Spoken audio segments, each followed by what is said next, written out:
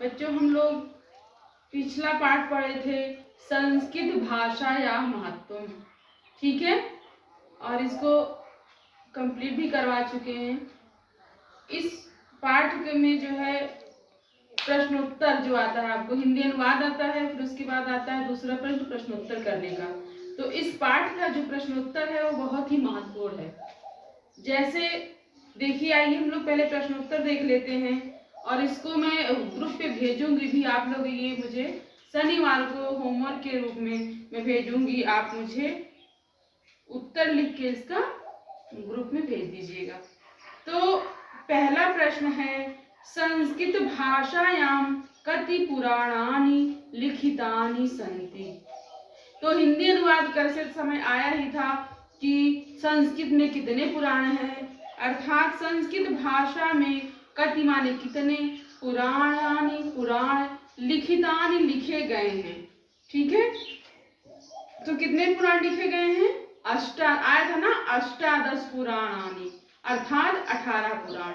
तो आपको लिखना पड़ेगा संस्कृत भाषायां अष्टादश पुराणानि लिखितानि सन्ति, ठीक है। अब आया दूसरा प्रश्न, मान लीजिए आता है भाषासु प्राचीनतमा श्रेष्ठा च भाषा का अस्ति, अर्थात अर्थ भी थोड़ा जाने रहेंगे, तुरंत आपको सरलता होगी। भाषाओं में सबसे प्राचीन कौन सी भाषा है? तो आप लोग क्या कौन सी भाषा बताएंगे? संस्कृत बताएंगे ना, ठीक है। अब है संस्कृत भाषायाः मुख्या कवयः के सन्ति, अर्थात संस्कृत भाषा के मुख्य कवि कौन कौन हैं?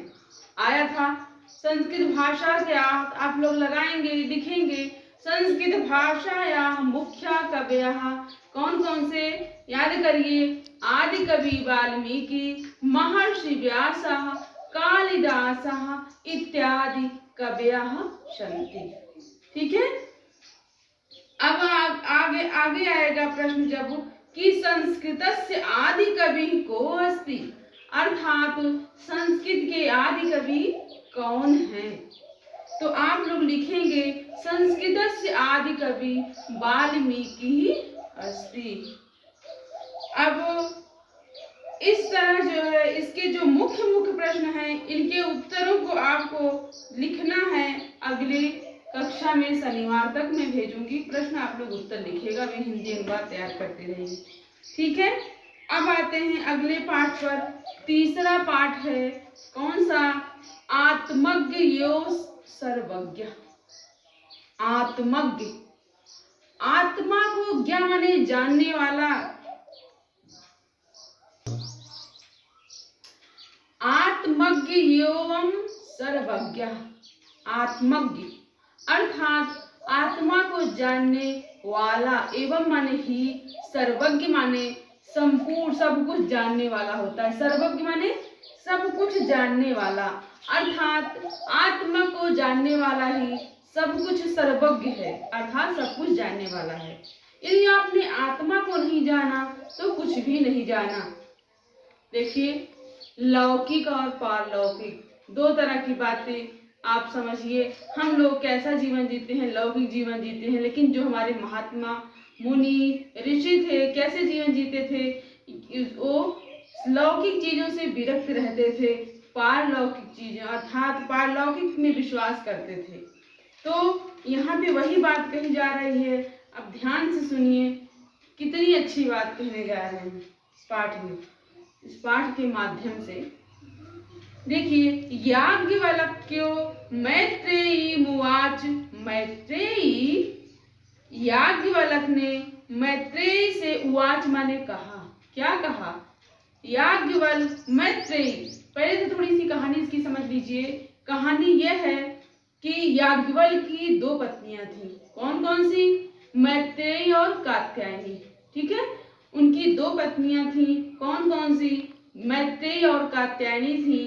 तो याज्ञवल्क्य कहते हैं अपनी पत्नी से, ये मैत्रेयी, अब जो है हमारे परलोक जाने का समय आ गया है, अर्थात इस स्थान से इस लोक से उस लोक में जाने का समय आ गया है, इसलिए मैं चाहता हूँ कि मेरे पास 2 पत्नियां हैं तो मैं उनको उनकी संपत्ति का जो है बंटवारा करवा दूं, बंटवारा कर दूं, तब मैं जाऊं, ताकि आपस में कभी फिर विवाद ना हो।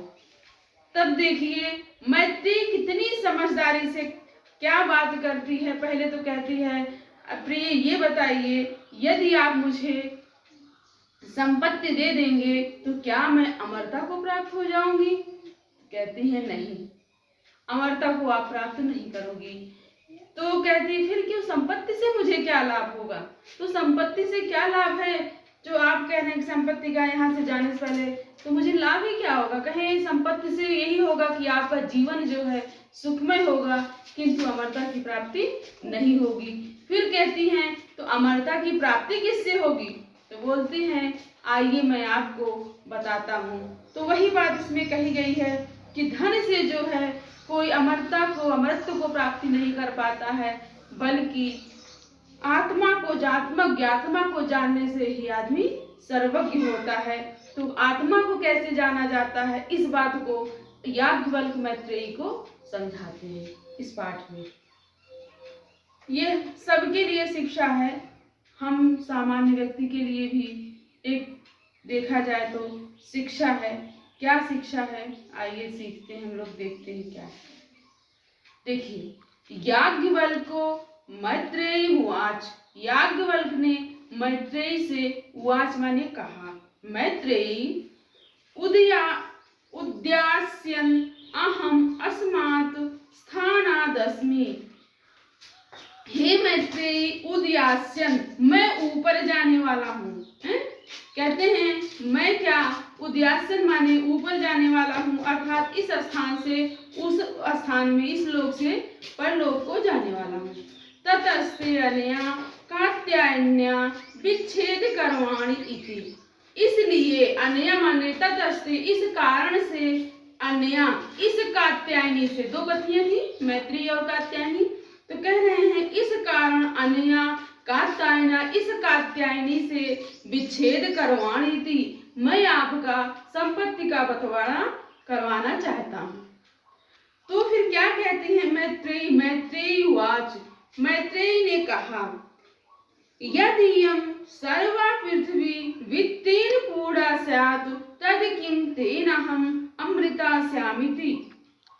कहती है मैत्रेयी, यदि सर्वा पृथ्वी, समस्त पृथ्वी वित्तेन पूर्णा, धन से पूर्ण होकर यदि मुझे मिल जाती है, तो तेनाहम्, तो क्या मैं अमृता स्यामिति, क्या मैं अमरता को प्राप्त हो जाऊंगी?